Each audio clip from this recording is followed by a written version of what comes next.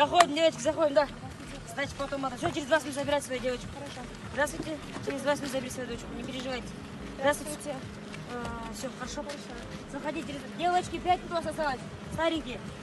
У вас двое. Все, хорошо, запишу. Через 20 минут забирать свою девочку. Хорошо? Не переживайте, все нормально. Здесь поместились? Аз. Оп. Это что, брат? Братан, бизнес же делаю. Что за бизнес? Хочешь, покажу, пойдем. Ну-ка.